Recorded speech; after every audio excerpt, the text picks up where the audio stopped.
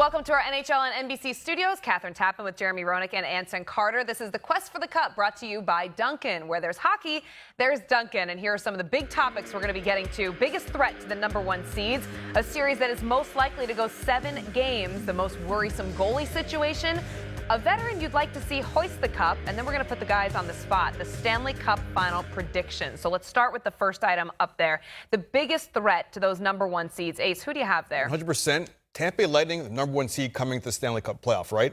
Well, the Columbus Blue Jackets, I think, is the biggest threat because they've got 2 top-line centers. They got Panarin, they have Duchesne, they've got a Norris Trophy-type defenseman in Seth Jones. They got a goalie that won the Vezina in Bobrovsky, and they have a coach that's won a Stanley Cup. You put that all together, you have potential first-round defeat. Yeah, potential is what it is, but they have to find a way to score goals. In 6 games versus Tampa over the last 2 years, they've been outscored 28-7. So they have to find a way to score goals, but the potential is definitely there. For me, it's the Dallas Stars. Here they came just flying in through the regular season at the end, playing great hockey. Their goaltender, Ben Bishop, is the best goaltender in the National Hockey League. His numbers were absolutely unbelievable. A 1.89 goals against, .934 save percentage. The only thing that we have to talk about with Bishop is if he can stay healthy. He's never been able to stay healthy through a playoff series. If he can do that, he is a big key to Dallas upsetting Nashville, and I think Radulov is going to have a great series. All right, well, we know the best part about the Stanley Cup playoffs. It's 4 rounds, best of 7 game series. So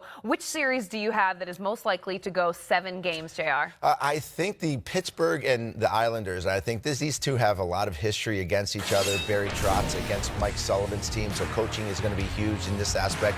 I love the pedigree of the Pittsburgh Penguins. Obviously, you have Crosby, you have Malkin, you have Kessel's playing really well right now. I think Matt Murray started to play well down the stretch.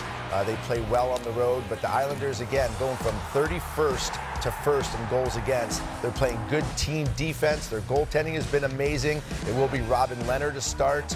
I just think this is all a 7-game series, and it's going to be hit or miss to see who gets that last goal. It's going to be a great I'm going to take it out to the West. I say Winnipeg and St. Louis. St. Louis is probably the best story of the National Hockey League the second half of the season. Jordan Binnington has been unreal. He gets my vote for the Calder Trophy.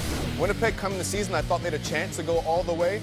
But with Josh Morrissey and Dustin Byfuglien being out most of the season, the second half, at least for the Winnipeg Jets, it severely hurt the way this team performed.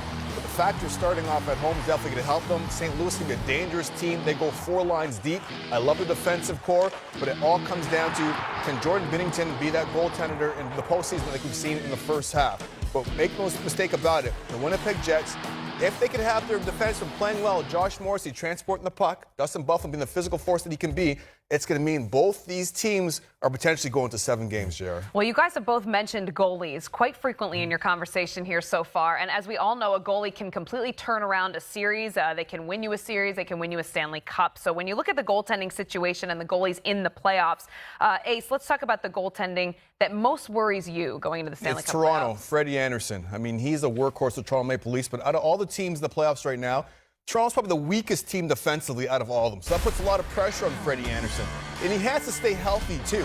When he's on top of his game, he gives a high-powered Toronto offense a lot of confidence to make plays in the offensive zone. But Boston has badly outplayed the Leafs every single game they've played against. And if Freddy Anderson goes down, the Maple Leafs are screwed.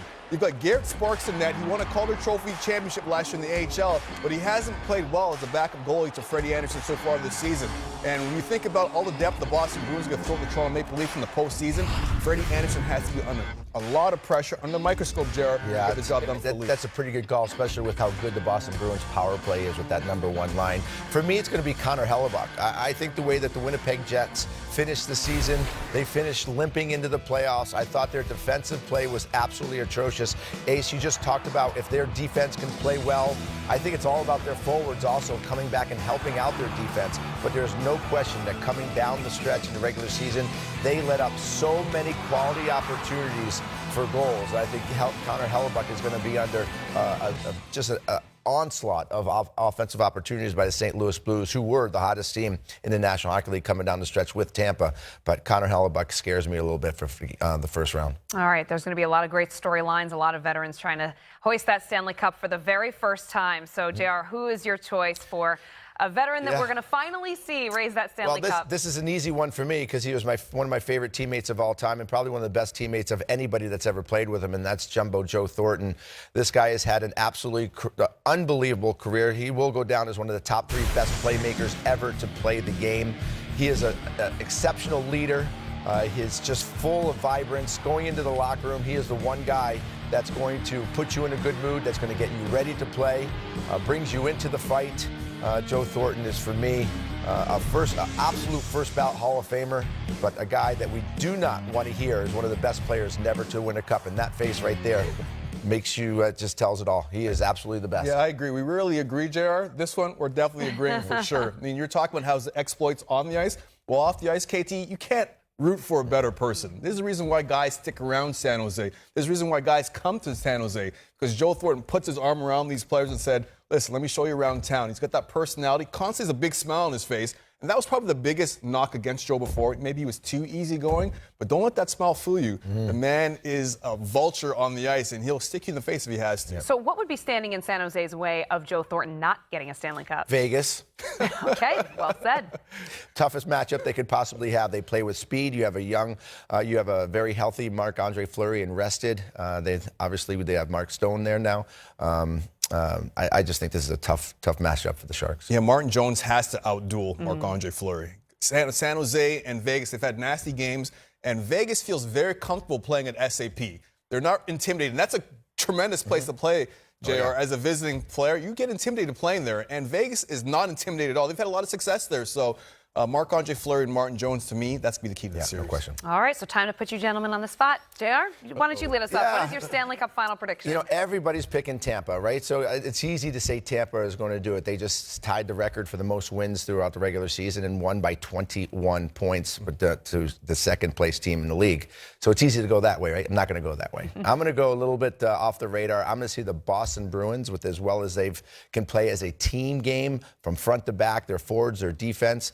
The only exception that I would be worried about is maybe a little bit of Tuukka Rask if he can regain that touch.